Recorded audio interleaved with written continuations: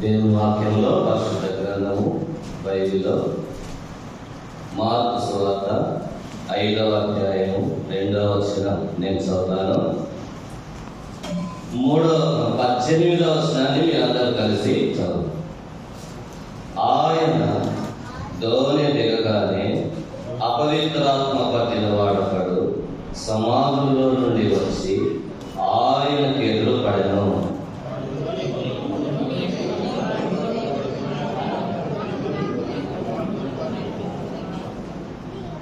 దేవుని ఆత్మ సహాయం కొరకు ప్రార్థిస్తాం.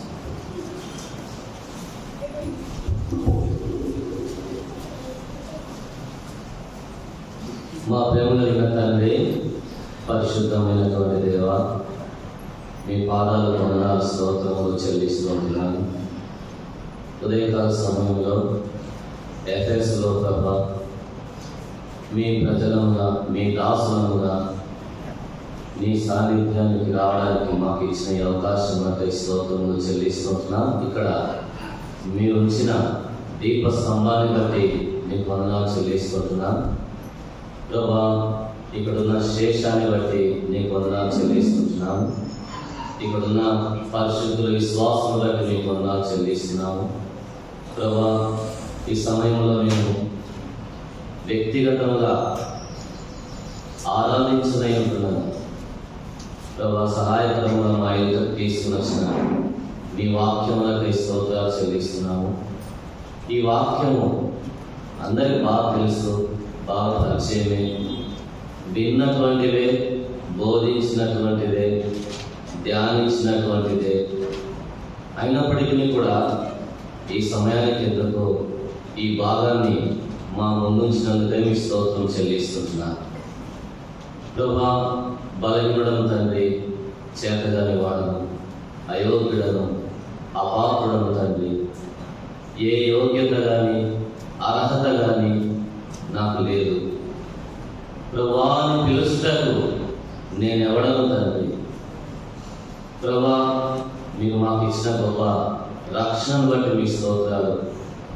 ఆ రక్షణను బట్టి ఆత్మతో, సత్యముతో, యథార్థముగా మిమ్మల్ని ఆరాధించబడదు మా యొక్క ప్రాణము, ఆత్మను, దేహము సిద్ధపరచు. ఈ మాటలు మీ చేతిలో పెడుతున్నాను. ఆ కొండపైన చిన్నవాడు ఆ 5 రొట్టెలు 2 చేపలను నీ చేతిలో పెట్టాడు. నీ శిష్యుడు దాన్ని పంచారు, మీరు దాన్ని ఆశీర్వదించారు. అట్లు నీ శిష్యుడునైన నేను కూడా ఈ 2 వచనాలు మీ చేతిలో పెడతాను. మీరు ఆశీర్వదించారు, మీరు పంచిపెట్టారు. వాక్యాన్ని మీ చేతిలో పెట్టు. యేసుక్రీస్తు నామమున ప్రార్థిస్తున్నాము తండ్రి.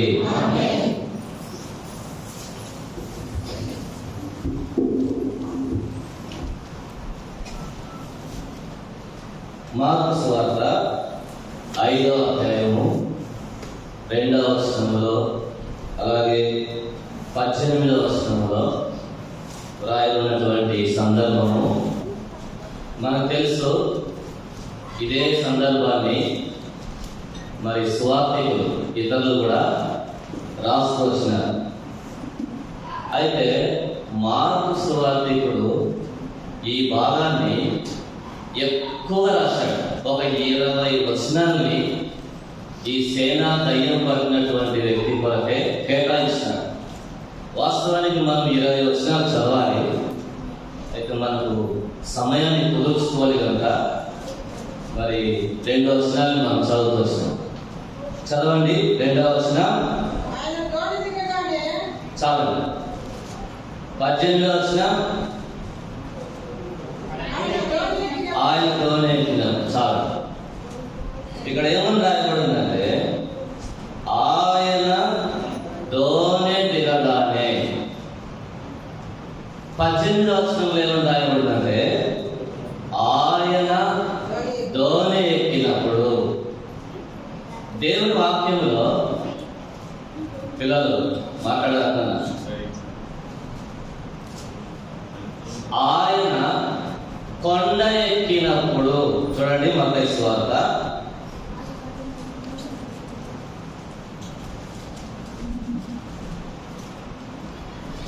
5వ అధ్యాయం 1వ వచనం. ఆయన ఆ జన సమూహములను చూసి యేసువారు ఏం చేసినారట? కొండ ఎక్కి. 8వ అధ్యాయం మత్తయి సువార్త 1వ వచనం. ఆయన కొండ మీద నుండి దిగి వచ్చినప్పుడు చాలండి. అంటే దోనె దిగినాడు, దోనె ఎక్కినాడు, కొండ ఎక్కినాడు, కొండ దిగినాడు. ఇంకా చెప్పాలంటే మనకు తెలిసినటువంటి అపోస్తులు ఓడ ఎక్కి, తర్వాత దేవాలయం ఎక్కి, ఈ సందర్భాన్ని మనము చూడగలం. ఇక్కడ మనం చదువుకొచ్చినటువంటి మార్కు సువార్త 5వ అధ్యాయంలో ఆయన దోనె దిగినప్పుడు ఏం జరిగింది, ఆయన దోనె ఎక్కినప్పుడు ఏం జరిగిందో 2 మార్కులు చూసుకొని మనము ఆరాధనకి వెళ్ళిపోతాం. అలాగే యేసువారు కొండ ఎక్కినప్పుడు ఏం జరిగింది, కొండ దిగినప్పుడు కూడా ఏం జరిగిందో మీకు తెలుసు. అది మనం చూడని అవసరం లేదు.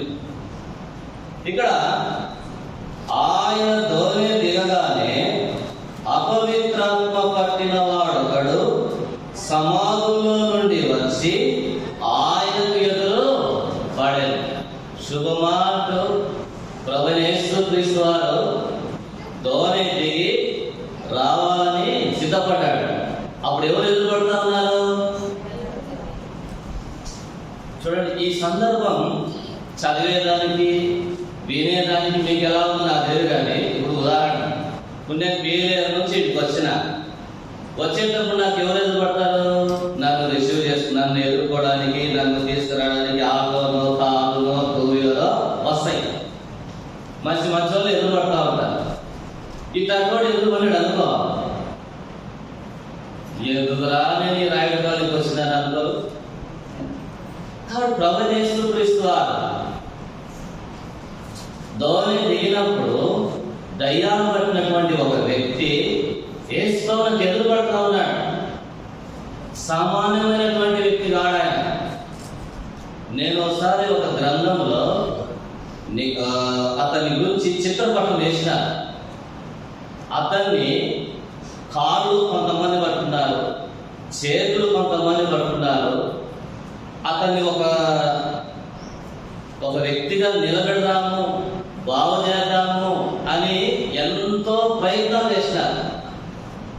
అంటే వాళ్ళందరినీ కూడా ఇదిలిచ్చి పారేసేంత కెపాసిటీ, అటువంటి బలమైన వ్యక్తి అతనిలో ఉన్నటువంటి శక్తులు అటువంటివి. కాబట్టి ఇక్కడ మనం చూసుకొచ్చినట్లయితే ఈ వ్యక్తి యొక్క కాపురం ఎక్కడుంది? మంచి ఫామ్ హౌస్ దగ్గర, లేకపోతే మంచి సిటీలలో, మంచి గ్రామంలో, మంచి ఊరిలో అతని కాపురం ఉందా?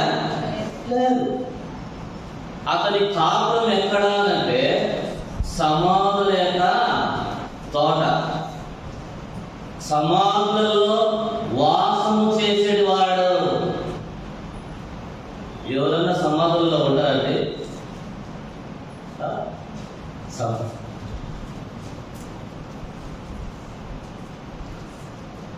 సమాధుల దగ్గర మీకు ఒక ప్లాట్ ఉచితంగా ఇస్తున్నారని అనుకోండి, కట్టుకుంటారా?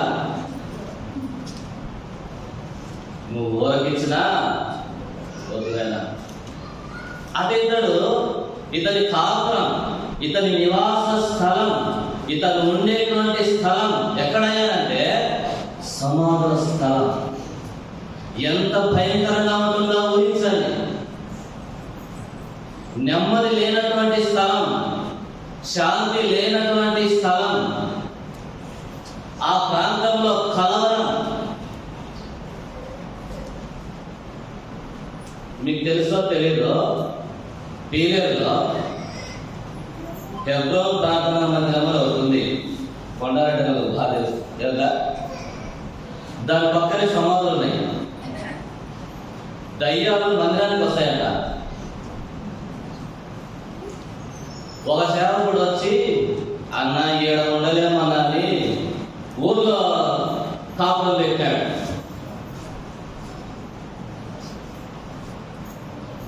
అన్న ప్రభాకర్ తెలుసు కదా, చాలా సంవత్సరాలు సేవ చేశాడు. ఇది నేను నమ్మలా.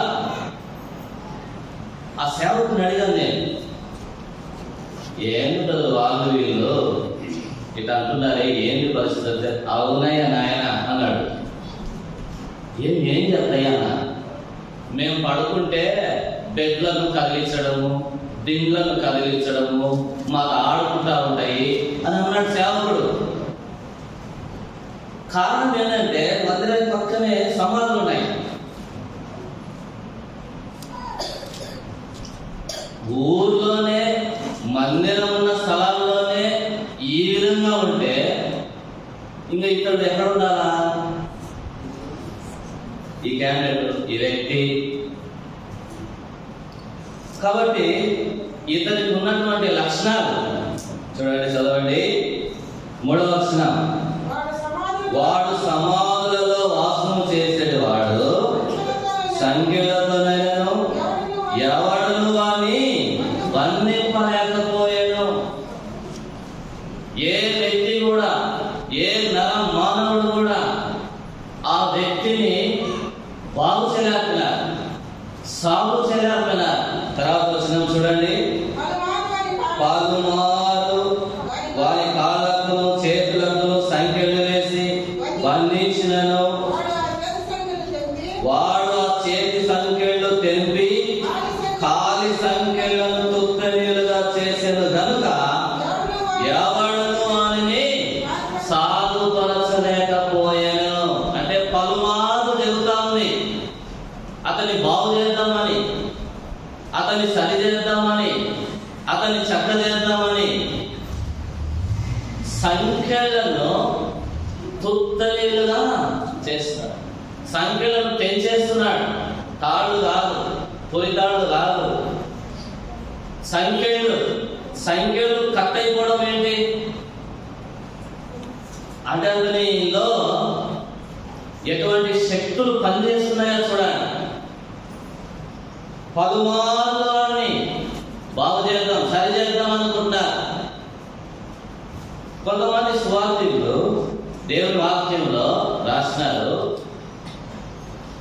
అతడు బహుకాలం నుండి బట్టలు కట్టుకొనగలను. చూడండి, లూకా సువార్త 8వ అధ్యాయము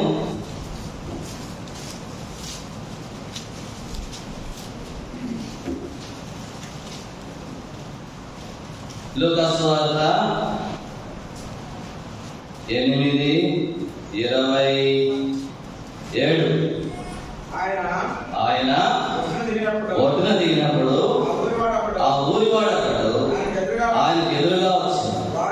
వాడు దయ్యములు పట్టిన వాడై బహుకాలం నుండి బట్టలు కట్టుకొనక సమాధుల్లోనే గాని ఇంటిలో ఉండేవాడు కాడు. ఇంట్లో ఉండేవాడు కాడు అంటే ఈయనకంటూ ఒక ఇల్లు ఉంది, ఈయనకంటూ ఒక కుటుంబం ఉంది. ఒకవేళ భార్య, పిల్లలు వీళ్ళందరూ ఉండి ఉండవచ్చును.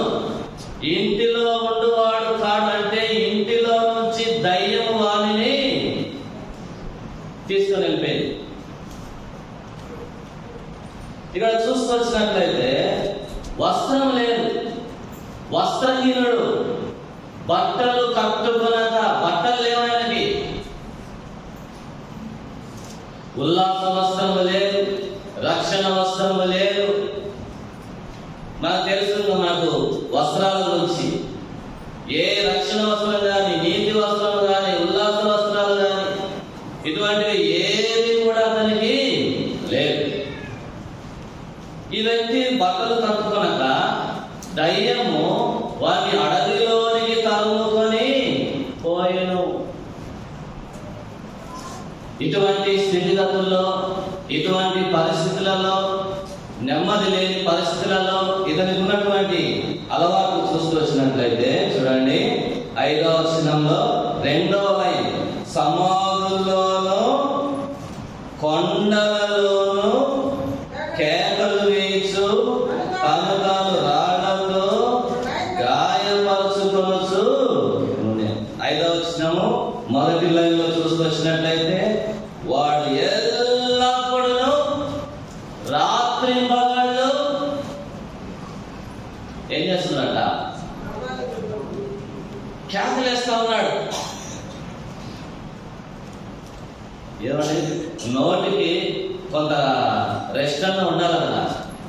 వాడు ఎల్లప్పుడూ రాత్రి పగలు ఏం చేస్తున్నాడంటే కేకలు వేస్తా ఉన్నాడు. తన శరీరమును గాయపరుచుకుంటున్నాడు, నష్టపరుచుకుంటున్నాడు, కీడు చేసుకుంటా ఉన్నాడు, కేకలు పెడతా ఉన్నాడు. రాత్రి మొదలు సమాధుల్లో ఉంటున్నాడు, కొండల్లో ఉంటున్నాడు, తను రాళ్లతో గాయపరుచుకుంటున్నాడు. మనిషికి నెమ్మది లేదు, మనిషికి సంతోషం లేదు, మనిషికి ఆనందం లేదు, మనిషికి తృప్తి లేదు. అతని యొక్క జీవితం అంతా కూడా ఒంటరిగాడుగా ఉన్నాడు, ఒక్కడుగా ఉన్నాడు. భార్యను పట్టించుకోవడం లేదు, పిల్లలను పట్టించుకోవడం లేదు, ఇంటిని పట్టించుకోవడం లేదు. ఎక్కడ ఉంటున్నాడు, ఏం చేస్తున్నాడు, ఎవరు కూడా బాగలేనటువంటి పరిస్థితులలో ప్రభువైన యేసు క్రీస్తు వారు అతన్ని దర్శించడానికి, అతన్ని విమోచించడానికి, అతన్ని రక్షించడానికి ఒక దినం అంటూ వచ్చింది, ఒక సమయం అంటూ వచ్చింది. యేసు క్రీస్తు ప్రభువారు సశరీరుడుగా ఈ లోకంలో ఉన్నప్పుడు, మానవుడుగా ఒక కన్య మరియ గర్భమున జన్మించి 33.5 సంవత్సరాలు జీవించి అనేకమైనటువంటి అద్భుతాలు చేసినాడు, సూచక్రియలు చేసినాడు, మహత్కార్యాలు చేసినాడు. ఉన్నదాన్ని లేనట్టుగా చేసినాడు, లేని దాన్ని ఉన్నట్టుగా చేసినాడు. సముద్రం మీద నడిచినాడు, నీటిని ద్రాక్షారసంగా మారుస్తూ వచ్చినాడు. గుడ్డి వారికి కన్నులు ఇచ్చాడు, మూగవారికి మాటలు ఇచ్చాడు, కుష్ఠరోగులను బాగు చేసినాడు, చనిపోయిన వారిని లేపుకొచ్చినాడు. దేవుని యొక్క రాజ్యాన్ని గురించి, నీతిని గురించి ఆయన ప్రకటిస్తూ వచ్చినాడు. ఒక దినం, ఒక సమయం దోణి దిగినప్పుడు ఈ వ్యక్తి ఎదురుపడ్డాడు. ఎదురుపడగానే ఏమన్నాడండి? చదవండి, చూడండి. 6వ వచనం, వాడు దూరము నుండి యేసును చూసి పరిగెత్తుకొని వచ్చి ఆయనకు నమస్కారం చేసి, యేసు, సర్వోన్నతుడైన దేవుని కుమారుడా, నాతో నీకేమి, నన్ను బాధపరచుకోమని దేవుని పేరట నీకు ఆనబెట్టుచున్నాను బిగ్గరగా. దయ్యం పట్టినటువంటి వ్యక్తి దూరం నుండి ప్రభువైన యేసు క్రీస్తు వారిని చూస్తా ఉన్నాడు. ఎట్టొచ్చాడండి దేవుని దగ్గరికి? ఊపుకుంటూ వచ్చినాడా? నెమ్మదిగా వచ్చాడా? పిల్లరా, పరిగెత్తుకొని వచ్చి అనేటువంటి ఈ మాట నన్ను భలే తాకుతుంది. ఎక్కడికి పరిగెత్తాడు? ఎక్కడికండి? యేసు ప్రభు దగ్గర. ఇప్పుడు ఈరోజు ఉదయం మీరు కూడా వచ్చారు. ఎవరన్నా పరిగెత్తినారా? నేను పరిగెత్తినానన్న వాళ్ళు ఎవరు చేతులు చూద్దాం. లెక్కలే. ప్రభు కొరకు ఒక దయ్యం పట్టిన వ్యక్తి పరిగెత్తాడు, దూర చూపు కలిగాడు, ప్రభువు చూస్తున్నాడు. మనకు తెలుసు, యేసు ప్రభువారు చనిపోయిన తర్వాత ఇంకను చీకటిగా ఉన్నప్పుడు పెందలక్కడనే లేచినారు. ఎవరు? మనకు తెలుసు, సిస్టర్స్. సూర్యోదయం అయినాక, సూర్యుడు ఉదయించినాక కాసేపు ఎండలో ఉండి వచ్చినారా? నా ప్రభు యొక్క సమాధి దగ్గరకు వెళ్ళాలి, నా ప్రభువు నేను చూడాలి అనుకొని చీకట్లో వాళ్ళు పరిగెత్తినట్లుగా రాయబడింది. జక్కయ్య ఏమని రాయబడింది? చెక్క ఎక్కడ వస్తున్నాయ పరిగెత్తుకుంటా ఎత్తున్నాడు. యేసు ప్రభువు నేను చూడాలి, యేసును చూచుట కొరకై పరిగెత్తిన వ్యక్తి జక్కయ్య. యేసు ప్రభు చూడాలనుకున్నప్పుడు మనుషులందరూ అడ్డం ఉన్నారు, ఆనందంగా ఉన్నారు, చూడలేకపోయినాడు. మేడు చెట్టును ఎక్కువచ్చు. కాబట్టి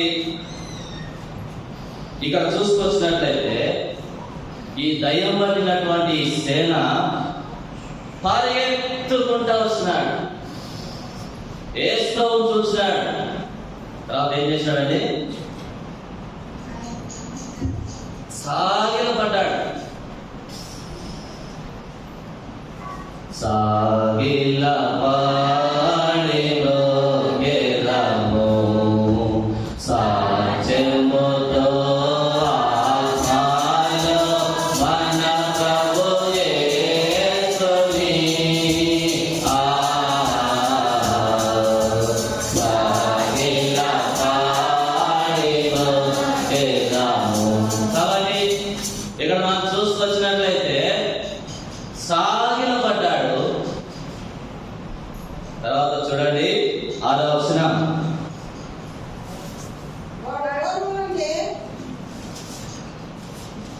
వాడు దూరం నుండి యేసును చూసి పరిగెత్తుకొని వచ్చి ఆయనకు నమస్కారం చేసి, యేసు సర్వోన్నతుడైన దేవుని కుమారుడా. బైబిల్ అంతట్లో 1189 అధ్యాయాలు ఉన్నాయి బైబిల్లో. ఎక్కడే కానీ ఈ పదం మనం చూడలేము. దావీదు కుమారుడు అనే పదాలు ఉన్నాయి, సర్వోన్నతులైన దేవుని దాసులారు అన్నటువంటి పదాలు ఉన్నాయి. కానీ ఇక్కడ ఉన్న పదం యేసు సర్వోన్నతుడైనటువంటి దేవుని కుమారుడా. ఒక దయ్యము దేవుని ఆరాధిస్తా ఉంది. ఎటువంటి పలుకుతో, ఎటువంటి విధానంతో ప్రభుని ఆరాధించటకు సిద్ధపడింది. మనము యేసును అంగీకరించాం, పాపాలు క్షమించబడ్డాయి, జీవితాలు మార్చబడ్డాయి. ఆరాధన చేస్తామా? నువ్వు చేయాలి, నువ్వు చెయ్యి, నేను చెయ్యి. ఈ పాట పాడతారు కాసేపుగా, గిచ్చుకుంటా ఒక్కొక్కరు. కానీ ఆరాధన చేయడానికి నేను ఒక సిద్ధపరుస్తాను. నేను కొన్ని పెళ్లిళ్ళు చేస్తా ఉంటా. ఆరాధన రాసి అన్న ఒక పేపర్లో రాసి ఇవ్వాల. నువ్వు చెయ్యకపోతే లేదు, వద్దులే అని చెప్పేది కొంతమంది. అయితే పిల్ల నేను వేసుకొని నమ్ముతున్న దినాల్లో 35 సంవత్సరాల క్రిందట ముస్లిమ్స్ మేము సాయిలో ప్రభు దర్శించినాడు, రక్షించినాడు. సాక్ష్యం చెప్తే బాగుంటుంది కానీ ఇది సమయం కాదు. కొత్తగా దేవుని మందిరానికి వెళ్ళినాను. ఒక అక్క ఆరాధన చేస్తా ఉంది, కన్నీళ్ళు కారుతా ఉన్నాయా.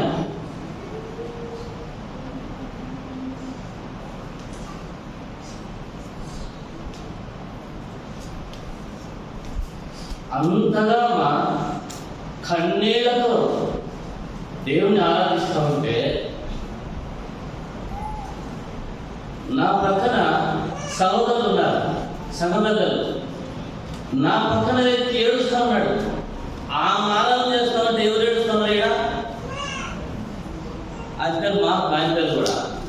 ఆ సోదరుడు ఏడుస్తా ఉన్నాడు. నేను కొత్తగా అప్పుడప్పుడే దేవుని మందిరానికి వెళ్తా ఉన్నాను. ఈయన ఎక్కిళ్ళు పెట్టి ఏడుస్తా, కన్నీళ్ళు కారుతా ఉన్నాయి.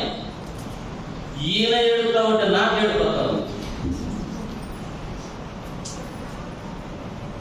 ఆ ఆరాధన చూసినారా ఎటువంటి కదలికను ఉజ్జీవమును సంఘం అంతటికి తీసుకోవచ్చు. ఇంకా ఆ పక్కన సిస్టర్స్ ఎంతమంది ఏడ్చారో నాకు తెలియదు, ఇంకా ఈ పక్కన బ్రదర్స్ ఎంతమంది ఏడ్చారో నాకు తెలియదు. చూసారా దేవుని యొక్క వాక్యంలో ఒక వ్యక్తి ఉన్నాడు. చూడండి, మా అపోస్తల కార్యములు 3వ అధ్యాయము ఈ సందర్భం 3:7 నుంచి చదవగలరా? స్పష్టంగా, బిగ్గరగా, గాంభీర్యంగా. వాని కుడి చేయి పట్టుకొని లేవనెత్తాను. వెంటనే వాని పాదములను చేలమండలను బలం పొందాను. వాడు దిక్కున లేచి నిలిచి నడుచుచు గంతులు వేయచ్చు, దేవుని స్తుతించుచు వారితో కూడా దేవాలయంలోకి వెళ్ళాను. వాడు నడుచుచు దేవుని స్తుతించుగా ప్రజలందరూ చూచి శృంగారములు దేవాలయపు ద్వారం వద్ద భిక్షము కొరకు కూర్చుని వాడు వీడేని గుర్తెరిగి వారికి జరిగినదాన్ని చూచి విస్మయముతో నిండి పరవశులైంది. ఎవరండి ఈ వ్యక్తి? ఎవరండి? భిక్షగాడు. తర్వాత చూసుకొచ్చినట్లయితే పుట్టినది మొదలుకొని కుంటివాడు భిక్షగాడు. ఈ వ్యక్తిని దర్శించిన తర్వాత మొట్టమొదట దేవుడి మందిరం లోపలికి వెళ్ళాడు. పోవడం ఎక్కడ పోయినాడు? తిట్టుకుంటా కసురుకుంటా పోయినాడా? ఆదివారాల్లో మన ఇళ్ళలో సమస్యలు ఏంటి చెప్పండి? తొందరగాని రెడీగా ఇంతసేపా వచ్చేటప్పుడు టెన్షన్లతో, కలవరాలతో, నెమ్మది లేక, సంతోషం లేక, తిట్టుకుంటా, కొట్టుకుంటా, నెట్టుకుంటా, ఇంక కాదులే నువ్వు మేము మళ్ళీ వస్తాం. ఈ వ్యక్తి చూడండి, మనం చూసుకొచ్చినట్లయితే వాడు దిక్కున లేచి నిలిచి నడుచుచు గంతులు వేయచ్చు, దేవుని స్తుతించుచు, దేవుని యొక్క మందిరం లోపలికి వచ్చేటప్పుడే దేవుని స్తుతిస్తా వస్తా ఉన్నాడు. మారు మనసు 10 సంవత్సరాలైందా? మారు మనసు ఏమన్నా కొన్ని నెలలైందా? లేదు. ఎట్టొచ్చింది స్తుతులు? ఎలా వచ్చింది ఆరాధన? తర్వాత చూసుకొచ్చినట్లయితే వాడు స్తుతించుట ప్రజలందరూ చూసి, అంటే అతడు దేవుని స్తుతిస్తా ఉంటే ప్రజలందరి యొక్క దృష్టి ఎక్కడికి వెళ్ళింది? ఆ వ్యక్తి మీదకి వెళ్ళింది. ఎవరు ఆరాధన చేస్తున్నారే, ఎవరబ్బా?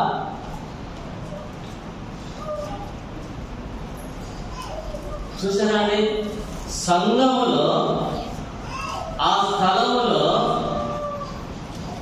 శృంగారములు దేవాలయపు ద్వారము వద్ద భిక్షము కొరకు కూర్చుండినవాడు వీడే అని గుర్తెరిగి, తర్వాత వారికి జరిగిన దాన్ని చూసి విస్మయంతో నిండి పరవశులైతారు. వాళ్ళొక్కసారి అలా పరలోకానికి వెళ్ళి ఆనందించి మళ్ళా వచ్చేసి జనాలందరూ పరవశింపజేసినాడు. అతడు ఎవరు? వాళ్ళ ఇంట్లో వాళ్ళందరూ విశ్వాసులా?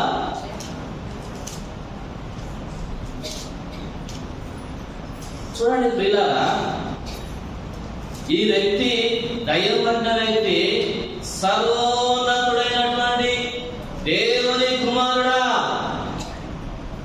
సాగిలపడ్డ దేవుని కుమారుడు అంట. దయ్యమే కాలం చేస్తే నువ్వు ఎంత చేయాలా? మనకు తెలుసు, లూకా సువార్త 7వ అధ్యాయంలో పాపాత్మురాలైన స్త్రీ కన్నీళ్లు కారుస్తుంది. మీరు గ్రహించారో లేదో, ఆమె కన్నీళ్లతో ఏం చేసింది? పాదాలు తడిపిందంటే ఎన్ని కన్నీళ్లు కాచాలా? ఏదో మీ అందరు కలిసి ఒక గ్లాస్ నీరుమైన కన్నీళ్లు కాచని చూద్దాం. అంత గ్లాస్ లో టీ కప్పు యూజంతో ఉంటుంది, అంత కన్నీళ్లు కాచని చూద్దాం. కాస్తారా? ఏమి వాటికి ఇది ఏడుతుంటే అది ఇది కావాలంటే ఏడుస్తారు. చీమ సిలుక్కుమంటే కన్నీళ్ళు వస్తాయి. కన్నీళ్లు కాచడం అంటే తమాషలు కాదు. పాదాలంతా తడిపేసింది. కాళ్ళు కడుక్కొని రాకుంటే ఒక్కొక్కరు బకెట్ నీళ్ళు రాలేదు, ఒక్కొక్కరికి ఒక చెంబు నీళ్ళు రాలేదు. ప్రియులారా, ఆ స్త్రీ అంతగా ప్రభుతో ఇది నా ఆరాధన.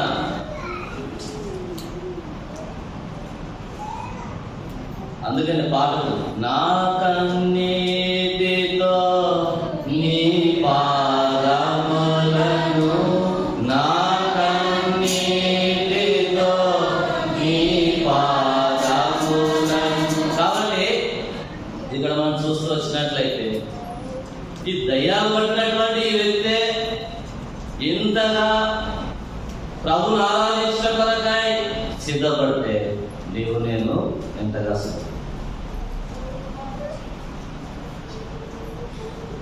18వ వచనం, ఆయన దోనెక్కినప్పుడు దయ్యం పట్టిన వాడు ఆయన యొద్ద తన్నుండనిమ్మని ఆయనను బతిమాలుకుని. 18వ వచనంలో ఆ వ్యక్తి వచ్చి అంటాడు, నేను నీతో కూడా ఉంటా, నీ సేవలో ఉంటా, నీ పరిచర్యలో ఉంటా, నీ పనిలో ఉంటా. ఇంత లేక చూడండి, దేవుడితోనే ఉండాలా, వెళ్ళిపోవాలి. మనం దేవుని వాక్యం చదివినట్లయితే బాగా, యేసు వారు ఈ లోకానికి వచ్చినప్పుడు సముద్ర తీరాన వెళ్తున్నాడు, చేపలు పడుతున్నారు. నా వెంబడి రండి, నేను మిమ్మల్ని మనుషుల పట్ల జాగ్రత్తగా చేస్తానంటే, ప్రభువా ఇంట్లో అక్కకి చెప్పేసి వస్తా అని అన్నారు వాళ్ళు. అన్నారండి. ఏం చేసినారు వాళ్ళు? మా పిల్లలకు అన్ని షెడ్యూల్ చేసేసి, ఆస్తి పంపకాలన్నీ షెడ్యూల్ చేసేసి మళ్ళీ వస్తానన్నారు వాళ్ళు. అక్కడ రాయబడిన మాట, వారు తమ వలను సమస్తమును విడిచిపెట్టి యేసును వెంబడించినది. ఇంట్లో చెప్పాలా? ఇప్పుడు ఈ దయ్యాలు పట్టిన వ్యక్తి కూడా నేను వస్తా. అప్పుడు ప్రభు అన్నాడు, నీవు నీ ఇంటికి వెళ్ళి అన్నాడు. నువ్వు ఇంటికి ఫస్ట్ నీకు జరిగింది ఇంట్లో వరకు చెప్పు, సాక్ష్యమి. కాబట్టి ఈ ఉదయకాల సమయం ఈ ఒక్క సందర్భాన్ని జ్ఞాపకం చేసి, ఆ దయ్యాలు పోయినాయి, ఆయనకు ఉన్నటువంటి బలహీనతలు పోయినాయి, బంధకాలు పోయినాయి, కేకలు పోయినాయి, సమస్తం పోయింది. అతడు స్వస్థ చిత్తుడై యేసు చూడండి, లూకాసు వార్త 6వ వెళ్దాం. లూకాసు వార్తలో ఉండే ఆ మాట ఇక్కడ లేదు. లూకాసు వార్త 8వ అధ్యాయము 35వ వచనం చూడండి.